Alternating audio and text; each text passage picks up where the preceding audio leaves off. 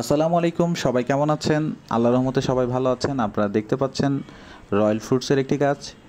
এটি আমার ছাদ বাগানে। গাছটির বয়স 3 মাস। গাছটিতে প্রথমবারের মতো ফল এসেছে। প্রথমবারে কোনো গাছে ফল আসলে সেটির অনুভূতি আসলে ভাষায় প্রকাশ করা যায় না। আমরা যারা ছাদ বাগানে আছি তারা এই অনুভূতিটি বুঝতে পারছেন।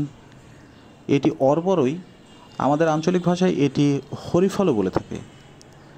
গাছটি 15 গ্যালনের একটি জিও ব্যাগে সেট আপ করা আছে। গাছটি নার্সারি থেকে নিয়ে আসার পরে গাছটি আমি মাটির সঙ্গে ভার্মিকম্পোস্ট, হাড়ের গুঁড়ো, নিমখোল মিশিয়ে গাছটি রোপণ করেছি।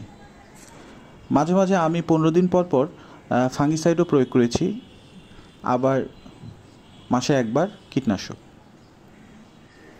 আপনারা চাইলে এই গাছটি ছাদ বাগানে রোপণ করতে পারেন।